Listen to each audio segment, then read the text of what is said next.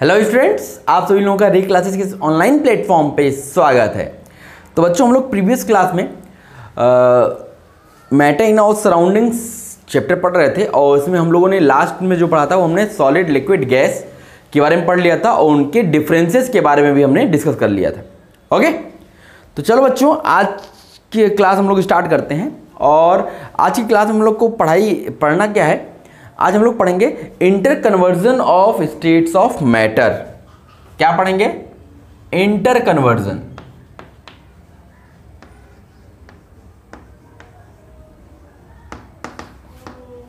Of states of matter. जितने भी state of matter होते हैं उनका आपस में इंटर कन्वर्जन कैसे कर सकते हैं। ओके, आज हमें इसी के बारे में पढ़ना है। तो देखो, आपको क्या करना है, जैसे कि अभी हमने 3 फॉर्म ऑफ मैटर पढ़े थे। एक तो पढ़ा था सॉलिड, दूसरा लिक्विड, तीसरा गैस। तो अब हमें मतलब उन्हीं का आपस में कन्वर्जन पढ़ना है। अब देखो, कन्वर्जन का मतलब ये हो गया कि अब हम सॉलिड को लिक्विड में कन्वर्ट करना चाहते हैं, लिक्विड को गैस में, गैस को सॉलिड में, इस तरीके से की चीजें करना चाहते हैं। तो जब भी हमें कन्वर्जन की बात सोची तो अब यहाँ पे 2 तरीके से हम लोग कन्वर्जन्स कर सकते हैं। मतलब कौन सी चीजें हैं जिसकी वजह से कन्वर्जन पॉसिबल हो पाएगा। तो देखो, जब भी आपको कन्वर्जन करना होगा एक स्टेट ऑफ मैटर से दूसरे स्टेट ऑफ मैटर में, अगर आपको कन्वर्ट करना है तो आपको 2 चीज़ों में चेंज करना पड़ेगा। पहली चीज़ तो है कि आप टेम्परेचर चेंज करो। टेम्परेचर चेंज करने से भी एक फॉर्म ऑफ मैटर दूसरे फॉर्म ऑफ मैटर में कन्वर्ट होगा। ये तो पहली चीज़ हो गई। और दूसरी चीज़ क्या है कि अगर आपने प्रेशर चेंज कर दिया, प्रेशर की वजह से भी आपका एक फॉर्म ऑफ मैटर दूसरे फॉर्म ऑफ मैटर में कन्वर्ट होगा। तो चलो, इसका मतलब हो गया the various states of matter are interchanged into one another by altering the condition of temperature and pressure. तो चलो इसी को लिख लेते हैं।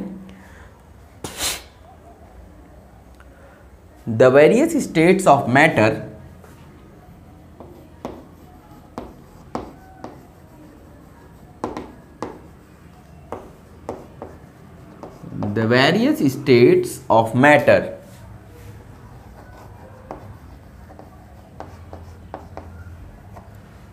the various states of matter can be interchanged into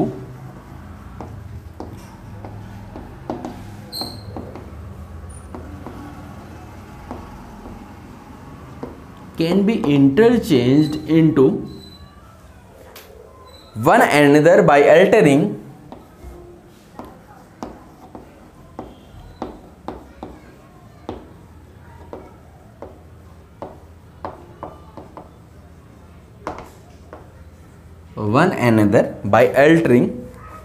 the conditions of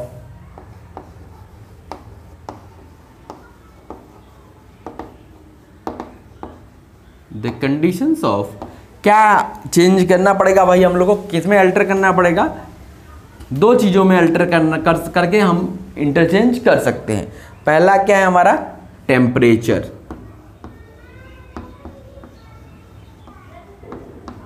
पहला क्या है हमारा? टेम्परेचर। और दूसरा क्या है हमारा? प्रेशर। मतलब इनकी वजह से ही आप कन्वर्जन कर पाओगे।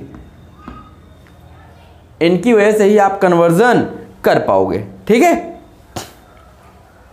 तो ये नोट कर लो। तो फिर अब हम बात करेंगे अपने पहले वाले पे कि टेम्परेचर चेंज करने से कैसे आपका कन्वर्जन होगा। ओके, तो नोट कर लिया बच्चों? ओके, चलो मैं इरेज करता हूं क्योंकि मुझे स्पेस चाहिए होगा। तो अब चलो बच्चों, अब हम लोग पहले पे चलते हैं। और पहला क्या है हमारा? Altering the temperature of matter.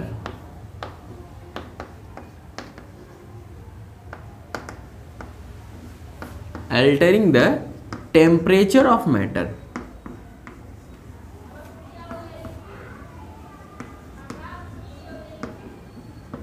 Altering the temperature of matter. Matter का टेम्परेचर घटाने बढ़ाने से क्या होगा, अब हम लोग इस पे बात करना चाहते हैं कि भाई कैसे फिर मैटर एक फॉर्म ऑफ स्टेट से दूसरे फॉर्म ऑफ स्टेट में चेंज होगा। तो क्या होता है कि अगर आप टेम्परेचर बढ़ाते हो, if we increase the temperature, if we increase the temperature, then solid can be converted into liquid state, and if we decrease the temperature, then liquid can be converted into solid state। समझ पा रहे हो कि अगर आप temperature बढ़ा रहे हो किसी चीज का, तो उसमें क्या होगा कि सॉलिड स्टेट से चीजें लिक्विड स्टेट में चेंज होगी, और अगर किसी चीज का टेम्परेचर घटा रहे हो तो क्या होगा कि लिक्विड स्टेट से चीजें सॉलिड स्टेट में कन्वर्ट होंगी। Okay,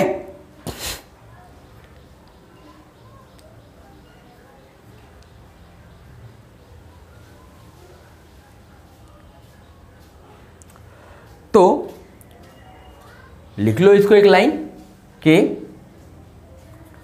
solids can be converted into liquid,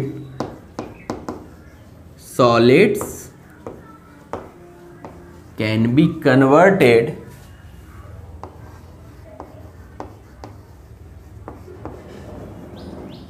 into liquid, solids can be converted into liquid by heating। Heating का मतलब उसको आप टेम्परेचर दे रहे हो, बढ़ा रहे हो, and liquids can be converted into solids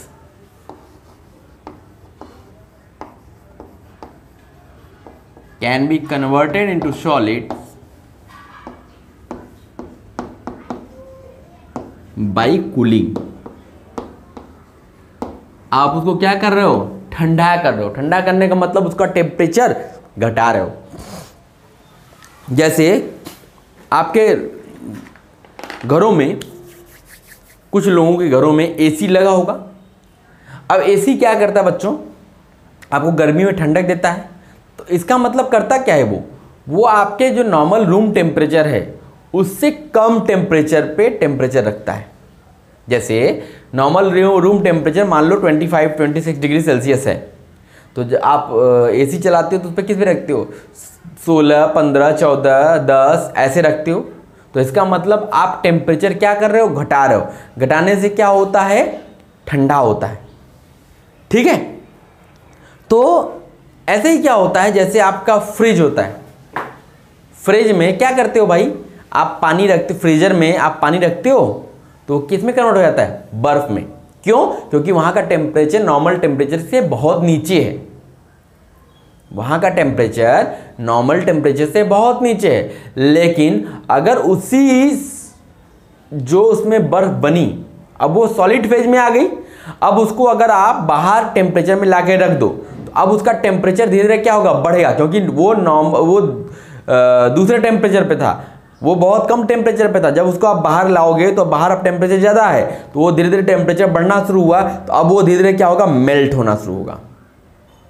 तो क्यों हो रहा है मेल्ट, क्योंकि वो अब उसका टेम्परेचर क्या हो रहा है, बढ़ रहा है। तो इसका मतलब है कि अगर आप टेम्परेचर बढ़ाओगे तो सॉलिड कन्वर्ट होगा लिक्विड में, और अगर आप टेम्परेचर घटाओगे तो लिक्विड कन्वर्ट होगा सॉलिड में। ओके, तो हम लोग क्या करते हैं, एक एक्सपेरिमेंट है, मैं इसको कराऊंगा नहीं, मैं आपको पूरा एक्सप्लेन कर देता हूं, आप उसको कर लेना। To study the change of ice into water, to study the change of state, change of state from ice into water। अब हम चाहते हैं कि जो आइस है वो वाटर में जब चेंज हो रहा है तो उसकी पूरी स्टडी हम लोग करना चाहते हैं। कैसे चेंज हो रहा है उसके बारे में हम लोग देखना चाहते हैं, सीखना चाहते हैं कि कैसे चेंज हो रहा है भाई। तो इसके लिए देखो क्या करना होगा बच्चों, आप एक्टिविटी देखना, आपको एनसीईआरटी बुक में दी हुई है। तो देखो इसके लिए क्या करना है, एक एक्टिविटी परफॉर्म करनी है। आपको एक बीकर लेना है, एक क्या लेना है, बीकर लेना है, एक स्टैंड लेना है, एक बर्नर लेना है जिससे आप टेम्परेचर दोगे, गर्म करोगे, एक थर्मामीटर लेना है और स्टैंड पे जिस पे बीकर रखना है और नीचे से आग जलानी है। ये सारी चीज़ें आप लोगों ने ले ली। अब उसका पूरा अरेंजमेंट आप कर दो। ओके, सब कुछ सेटअप कर लो। आपने क्या किया, एक जो बीकर लिया हुआ है उसमें आप क्या करो, जो आइस के क्रिस्टल्स हैं उसको लाके उसमें डाल दो।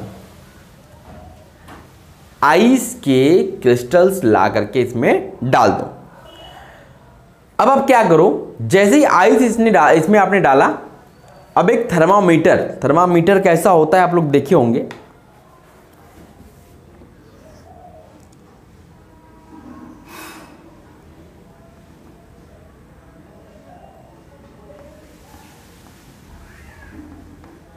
इस टाइप का थर्मामीटर होता है, इसमें स्केल्स बने होते हैं।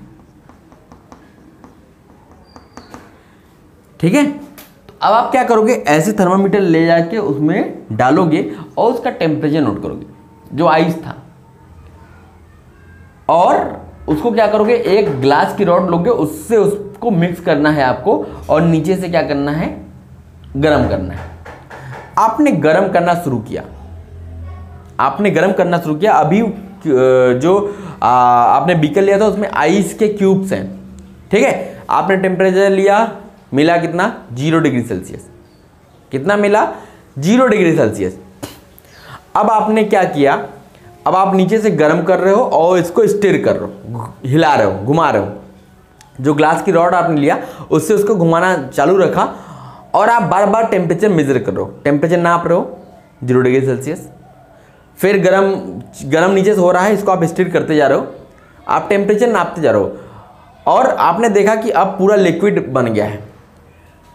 लिक्विड बनने से लेके जब क्यूब के फॉर्म में था तब तक आपने 5-6 बार आपने थर्मामीटर डाला और उसका टेम्परेचर नोट किया। तो आप देखोगे एक चीज़, बहुत इंटरेस्टिंग चीज़ जो है यहाँ पे, कि पहले बर्फ़ था तब भी टेम्परेचर 0 डिग्री सेल्सियस था, और जब पानी बन गया तब भी आपका टेम्परेचर 0 डिग्री सेल्सियस ही रहा। लेकिन आप तो हीट दे रहे हो ना, आप तो गर्म कर रहे हो, आप तो टेम्परेचर बढ़ा रहे हो। लेकिन जो उस बीकर के अंदर जो चीज़ थी, मतलब आइस थी, आइस से वाटर में कन्वर्ट हो गया। इस प्रोसेस में आइस और कन्वर्जन ऑफ इनटू वाटर, इस पूरे कन्वर्जन में जो टाइम लगा, उस टाइम में आपने इस थर्मामीटर को डिप किया, आपने ये देखा कि उसका टेम्परेचर नहीं बढ़ा, वो 0 डिग्री सेल्सियस पे ही था। आइस भी 0 डिग्री सेल्सियस पे था और पानी भी 0 डिग्री सेल्सियस पे ही था। तो आपने जो हीट दी वो कहाँ गई भाई, जो आपने हीट दी वो कहाँ गई। तो देखो क्या होता है, on increasing the temperature of solids, जब आप टेम्परेचर सॉलिड का बढ़ाते हो, आप हीट कर रहे हो तो सॉलिड को ही टेम्परेचर दे रहे हो। जब टेम्परेचर सॉलिड का बढ़ाते हो, the kinetic energy of particle increases, जो काइनेटिक एनर्जी है पार्टिकल्स की, सॉलिड के अंदर जो पार्टिकल्स हैं उनकी जो काइनेटिक एनर्जी है वो धीरे धीरे बढ़ने लगती है। वो धीरे धीरे क्या होती है, बढ़ने लगती है। Due to increase in kinetic energy the particles start vibrating with greater speed. आपको मैंने बताया था कि सॉलिड्स में पार्टिकल्स बहुत पास होते हैं, उनके बीच में इंटरमॉलिक्यूलर अट्रैक्शन फोर्स सबसे ज़्यादा होता है, इसलिए उनको ब्रेक करना आसान नहीं होता है। लेकिन जब आपने हीट देना शुरू किया तो वो जो पार्टिकल्स थे उनके पास एक काइनेटिक एनर्जी आ रही है। जब वो काइनेटिक एनर्जी आ रही है तो वो अब वाइब्रेट करना शुरू कर रहे हैं, वो वाइब्रेशंस उनके अंदर होना शुरू हो जा रहा है। तो अब वो ज़्यादा स्पीड से वाइब्रेट करना शुरू कर रहे हैं, स्पीड ज़्यादा हो रही है, वाइब्रेशन की स्पीड ज़्यादा हो रही है। तो क्या हो रहा है कि the energy supplied by heat, जो आप एनर्जी दे रहे हो हीट के फॉर्म में, उसको सप्लाई कर रहे हो, overcome the force of attraction between the particles. अब ये उनके बीच के पार्टिकल्स के बीच में जो अट्रैक्शन था वो धीरे धीरे लूज हो रहा है, वो धीरे धीरे क्या हो रहा है, कम हो रहा है, क्योंकि उसके बीच में फोर्स ज़्यादा लगने लगा, फोर्स अब ज़्यादा लगने लगा, तो उनके बीच का जो अट्रैक्शन फोर्स था वो धीरे धीरे कम हो रहा है। Thus these particles leave their fixed positioning and start moving freely and thus solid melts। अब क्या होता है कि जब वो ज़्यादा वाइब्रेशंस होने लगे, अब इंटरमोलिकुलर फोर्स कम हो गया, तो अब क्या हो गए, वो अपने ओरिजिनल प्लेस को छोड़ देते हैं और अपनी फिक्स पोजीशन को छोड़ करके वो मूव करने लगते हैं हियर एंड देयर। जब वो मूव करने लगते हैं तो इसका मतलब अब वो आपका लिक्विड फॉर्म में चेंज हो गया, वो मेल्ट हो गया। तो मतलब ये हुआ कि आपने जो हीट दी वो कहां गई, वो गई उनके पार्टिकल्स का काइनेटिक एनर्जी बढ़ाने में। वो हीट कहां गई भाई, वो हीट गई जो पार्टिकल्स थे सॉलिड के, उनके काइनेटिक एनर्जी को बढ़ाने में वो हीट यूज हो गई। उसने उस सॉलिड से लिक्विड जो चेंज हुआ उसका टेम्परेचर नहीं बढ़ाया, टेम्परेचर वहीं 0 डिग्री सेल्सियस ही था, आइस का 0 डिग्री सेल्सियस और वाटर का 0 डिग्री सेल्सियस ही था, लेकिन वो हीट गई तो गई कहाँ, उसने बस क्या उसने जो पार्टिकल्स थे उनके बीच की, उनके अंदर जो काइनेटिक एनर्जी थी उसको इंक्रीज कर दिया। तो इसकी वजह से क्या हो गया, ये हमारा कन्वर्जन हो गया किसमें, conversion of ice into water. अब आप समझ पा रहे हो क्या मैंने बताया, ये एक्सपेरिमेंट आप देख लेना एक बार अच्छे से, और आप समझ तो गए हुए होंगे क्या मैंने बताने की कोशिश की आपको। तो फिगर उगर है, फिगर बना के आराम से इसको समझना। बेटा देखो क्या होता है, आप लोग क्या करते हो ना, जब किताब पढ़ना शुरू करते हो तो आप केवल मेन हेडिंग पढ़ते हो, निकल लेते हो। मैं आपको पढ़ने का तरीका बताता हूँ बेटा, वो अगर फॉलो कर लिया आपने तो ये मान चलना लाइफ में आप पढ़ाई से कभी नहीं भागोगे, कभी नहीं भागोगे, पढ़ाई में इंटरेस्ट आ जाएगा। करना आपको कुछ नहीं है, बस आप पेंसिल्स रखो अपने पास, जब भी पढ़ने बैठो पेंसिल रखो, एक नोटबुक रखो लिखने के लिए, और एनसीईआरटी बुक जरूर रखो। पहले आपको एनसीईआरटी ही फॉलो करनी है बच्चों, एनसीईआरटी बुक ही पढ़नी है। अब एनसीईआरटी बुक जब आप खोलते हो, मान लो मेटा इन आवर सराउंडिंग्स पढ़ना है, तो आप एकदम पहले टॉपिक, एकदम पहले जहां लिखा होता है chapter 1 matter in our surrounding, करना आपको क्या है, पेंसिल लो, एक एक वर्ड के नीचे अंडरलाइन करो, chapter 8 matter in our surrounding. जैसे यहां तक लाइन खींचोगे, सोचो मैटर इन आवर सराउंडिंग, आपके आसपास के मैटर्स के बारे में पढ़ना है। इतना अंडरलाइन किया और इतना दिमाग में सोचा एक बार, फिर चलो नीचे। अब नीचे लिखा होगा इंट्रोडक्शन। इंट्रोडक्शन मतलब होता है उसमें कुछ चीज़ें, कुछ साइंटिस्ट के नाम दिए होंगे, कुछ चीज़ें दी गई होंगी, उसको पढ़ो। आप लोग नहीं पढ़ते हो, पढ़ो इंट्रोडक्शन। अब इंट्रोडक्शन में एक एक लाइन, मतलब आपकी एनसीईआरटी बुक में कोई एक ऐसा वर्ड न छूटा हो जिसके नीचे अंडरलाइन ना हो, चाहे फिगर के नीचे ही क्यों ना हो। फिगर कोई बना है, यहाँ थर्मामीटर लिखा है तो उस थर्मामीटर को भी अंडरलाइन करो। एक चैप्टर बस बच्चों ऐसा कर लेना, ये मैं गारंटीड कहता हूं कि आपका पढ़ाई में इंटरेस्ट आ जाएगा और एनसीईआरटी से अच्छी बुक आपको कोई नहीं लगेगी। ये मैं गारंटीड लिखित दे सकता हूं, क्योंकि बच्चे उस बुक से दूर भागते हैं। मैं कहता हूं उसको पढ़ने की आदत डालो बेटा, सारी बुक्स भूल जाओगे, कहोगे ये सबसे अच्छी बुक है। ऐसा आखिर क्या है भाई कि इतनी पतली बुक में उसने पूरी साइंस दे रखी है और साइड बुक इतनी होती मोटी मोटी बुक, 3 अलग अलग बुक्स हैं। क्या ऐसा है आखिर?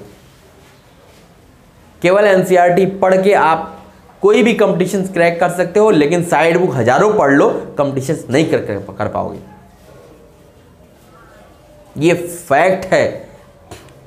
देखो क्या होता है बच्चों कि आपका जो दिमाग होता है जो दिमाग होता है, सोचो अगर आप एनसीईआरटी की एक चैप्टर है जिसमें 10 पेजेस हैं, अब आप सोचो उस 10 पेज को पढ़ने में कम टाइम लगेगा या साइड बुक में उसी चैप्टर में आपको 70 पेज दिए। 10 पेज पढ़ना इजी है कि 70 पेज पढ़ना? और वहाँ 70 पेज में बकवास दिया होता है, जान लेना।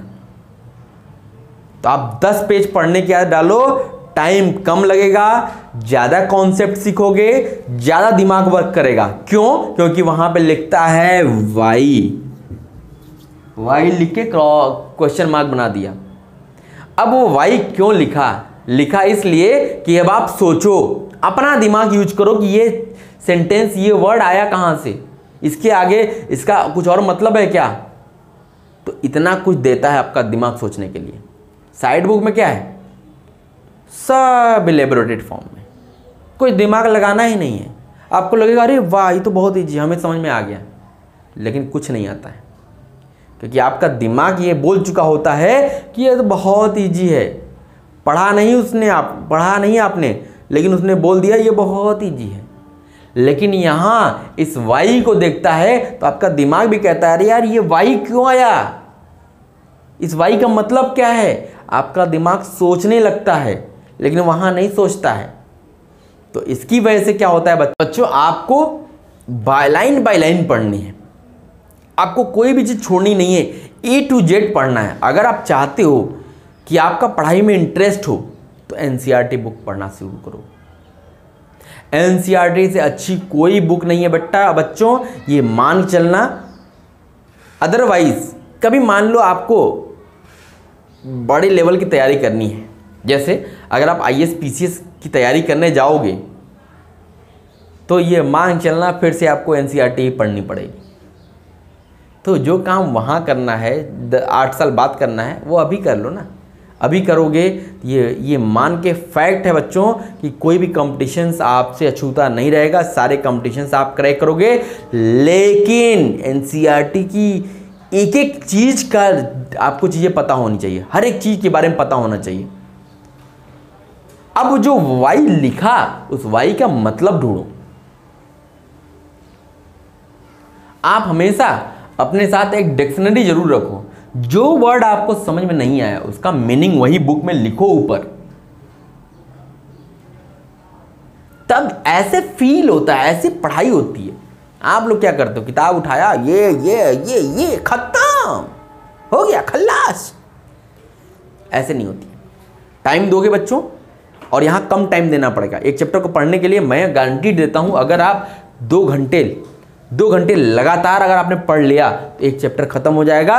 और उस चैप्टर को पढ़ने से आप इतना कुछ सीखोगे कि आप सोच नहीं सकते हो। और हाँ, मैंने एक नोटबुक के लिए बोला था कि आप कॉपी जरूर रखना। तो कॉपी क्यों रखना है, जो भी चीज़ें पढ़ते चले जाओ, जो एक अच्छी डिफिनीशन मिली, जो एक अच्छा नाम मिला, जो कोई साइंटिस्ट का नाम मिला, किसकी खोज की, ऐसी कोई चीज़ें मिलती हैं तो उस कॉपी में नोट कर लो। कोई डिफिनीशन मिल गई, sublimation, melting point, boiling point, fusion, जो भी चीज़ें मिलती चली गई उसको अपनी कॉपी में लिख लो, क्योंकि आपके द्वारा बनाया गया नोट्स ही आपको काम देगा। मैं यहाँ कितना भी अच्छा नोट्स बनवा दूँ वो आपको काम देने वाला नहीं है, क्योंकि ये मेरी की गई मेहनत है, ये मुझे काम देगी, आपको नहीं देगी। आपको काम वही देंगी जो आप खुद से मेहनत करोगे, खुद से बनाओगे। तो खुद से बनाओगे तो एग्ज़ाम के पहले अगर आप उसको पढ़ोगे तो आपको चीज़ें जल्दी रिकॉल हो जाएंगी, जल्दी तैयार हो जाएंगी, आपको ज़्यादा माइंड पे प्रेशर डालने की ज़रूरत नहीं पड़ेगी। ठीक है, तो बच्चों पढ़ाई की स्ट्रेटजी मैंने आपको बता दी, वो मेथड अपनाओगे तो लाइफ में कभी हार नहीं पाओगे, हमेशा जीतोगे, ये गारंटीड है। ये देखा हुआ है, मेरे सामने घटित हुई चीज़ें हैं, इसलिए मैं ये कह रहा हूँ। ओके, तो चलो ये आप समझ गए होगे पूरा, इसको आप बना लेना, पूरे एक्टिविटी को पढ़ लेना और इसकी चीज़ों को समझ लेना। ठीक है, चलो अब इसमें जो जो डिफिनेशंस आती हैं वो मैं आपको अब लिखवा देता हूँ कि क्या क्या चीज़ें होती हैं। तो देखो, इसको मैं टॉपिक वाइज लिखवा देता हूँ। जैसे इसमें एक चीज आएगी मेल्टिंग। अब ये मेल्टिंग क्या होता है? मेल्टिंग या इसी को बोलते हैं फ्यूजन। मेल्टिंग या फ्यूजन, ये क्या होता है? फ्यूजन या मेल्टिंग क्या होता है? अब इसको आप लिखना, the process due to which a solid changes into liquid. वह प्रोसेस जिसमें एक सॉलिड लिक्विड में कन्वर्ट होता है, इसी को bye absorbing heat energy absorb करके, इसी को हम लोग क्या बोलते हैं? मेल्टिंग या फ्यूजन। तो लिखिएगा, the process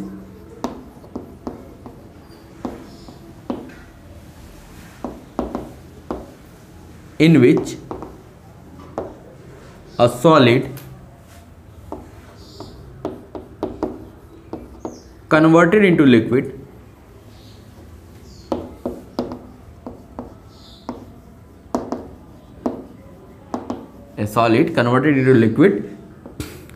by absorbing heat energy,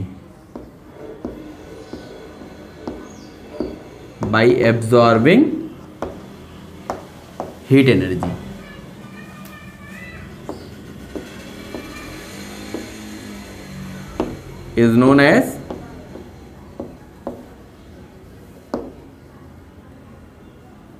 melting और फ्यूजन। इसी को हम लोग क्या बोलते हैं? मेल्टिंग और फ्यूजन,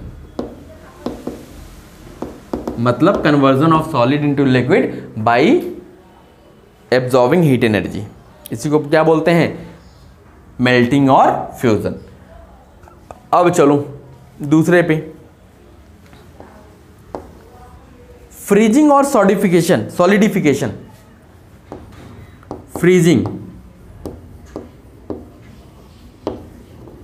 फ्रीजिंग और solidification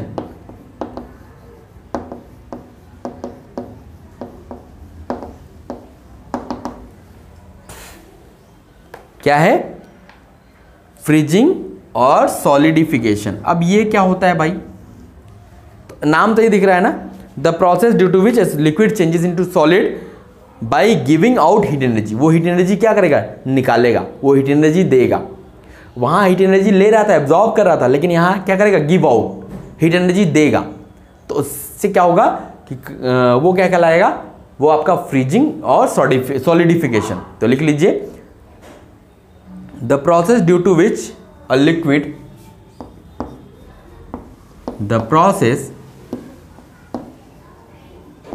due to which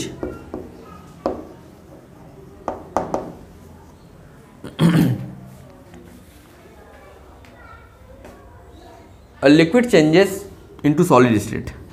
A liquid changes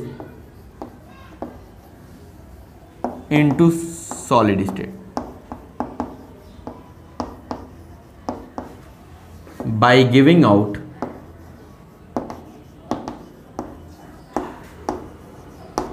heat energy.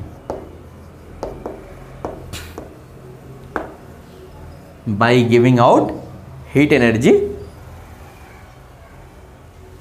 is called freezing or solidification. Is called freezing or solidification.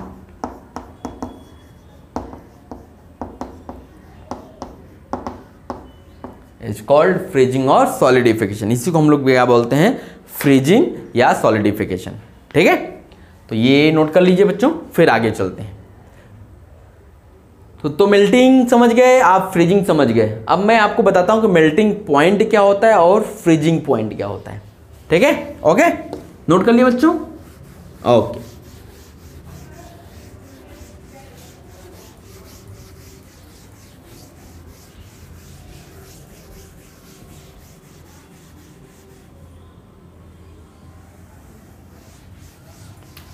चल अब बात कर लेते हैं कि मेल्टिंग पॉइंट क्या होता है और फ्रीजिंग पॉइंट क्या होता है। तो तीसरा नंबर डाल लीजिए, मेल्टिंग पॉइंट। बेटा बहुत आराम से पढ़ाऊंगा और सारी चीज़ें पढ़ाऊंगा, इसलिए एकदम रिलैक्स मोड में रहिएगा। लेकिन एनसीईआरटी बुक जरूर पढ़िएगा बच्चों, मेरी आपसे गुजारिश यही है। अब देखो बच्चों, मेल्टिंग पॉइंट क्या होता है? मेल्टिंग पॉइंट का मतलब होता है the constant temperature at which solid changes into liquid. वो कांस्टेंट टेम्परेचर जिस पे सॉलिड लिक्विड में कन्वर्ट होता है, वो constant temperature at which the solid converted into liquid bye absorbing heat energy at 1 atmospheric pressure. मतलब आपके आसपास का प्रेशर कितना होना चाहिए? 1 atm। तो वो जो कहलाता है वो टेम्परेचर, उसको बोलते हैं मेल्टिंग पॉइंट। ठीक है? तो क्योंकि जब आपने आइस क्यूब को आप हीट दे रहे थे ना, गर्म तो कर रहे थे, लेकिन उसका टेम्परेचर चेंज नहीं हो रहा था, तो वो टेम्परेचर, वो कांस्टेंट टेम्परेचर जिस पे सॉलिड कन्वर्ट होता है लिक्विड में, कांस्टेंट टेम्परेचर 0 डिग्री सेल्सियस था वहाँ के केस में। तो लिखिएगा the constant temperature at which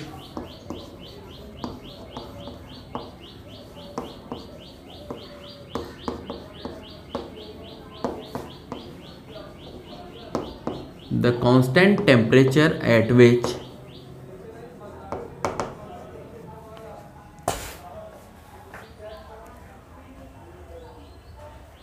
a solid changes into liquid, a solid changes into liquid state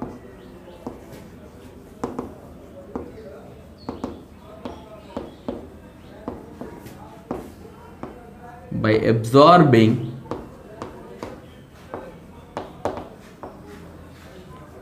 heat energy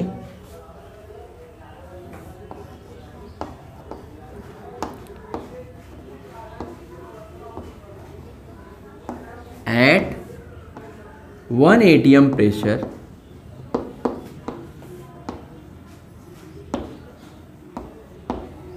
is called melting point, is called melting point। इसी को क्या बोलते हैं हम लोग? मेल्टिंग पॉइंट बोलते हैं। जिस कांस्टेंट टेम्परेचर पे वो सॉलिड कन्वर्ट हुआ किसमें? लिक्विड में, उस कांस्टेंट टेम्परेचर हम लोग क्या बोलते हैं? Melting point. तो एक चौथा भी लिख लीजिए, फ्रीजिंग पॉइंट। इसको तो आप नोट कर ही लोगे आप, तो लिखो है अपने से, खुद से लिखने की आदत डालोगे बेचारा, तभी आगे बढ़ पाओगे, नहीं तो हम लिखाते रहना है, क्या फर्क पड़ने वाला है। तो the constant temperature at which a liquid changes into solid by giving out heat energy at 1 atm pressure is called freezing point. तो मतलब सब कुछ यही रहेगा, आप इतना नोट कर लो, मैं इसी में चेंज कर देता हूँ। तो जब आप फ्रीजिंग पॉइंट लिखोगे तो क्या लिखोगे? The constant temperature at which a liquid changes into solid state by giving out heat energy at 1 atm pressure is called melting point. लिख दे, नहीं तो कहोगे सर बहुत आलसी है। सर आलसी नहीं है बच्चों, constant temperature at which a liquid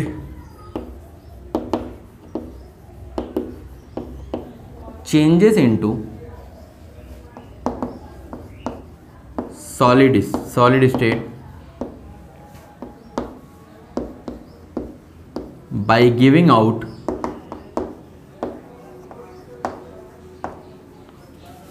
heat energy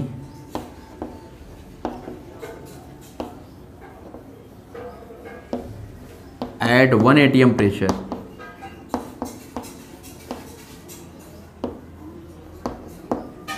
is called its freezing point। ये उसको क्या कहलाता है? इसका क्या कहलाता है? Freezing point.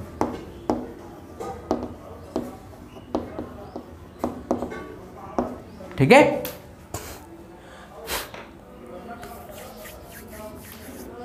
देखो अब एक चीज याद रखना, melting point of ice, melting point of ice is equal to freezing point of water, freezing point of water. दोनों की वैल्यू क्या होती है? बराबर होती है। होती कितनी है? 0 डिग्री सेल्सियस और 273 डिग्री केल्विन। ये याद रखिएगा कि मेल्टिंग पॉइंट जो आइस का होता है वहीं फ्रीजिंग पॉइंट वाटर का होता है, और ये हमेशा क्या होता है 0 डिग्री सेल्सियस बोलिए या 273 केल्विन बोलिए। ये याद रखिएगा आप लोग, ठीक है बच्चों। तो इसको नोट कर लीजिए। आज की क्लास के लिए बस इतना ही, फिर अगली क्लास में हम लोग मिलेंगे तो इसके आगे की चीज़ें कंटिन्यू करेंगे। ओके बच्चों, प्लीज नोट डाउन। तो अगली क्लास में हम लोग मिलते हैं तो इसके आगे की चीज़ें कंटिन्यू करते हैं। ओके, थैंक यू बच्चों।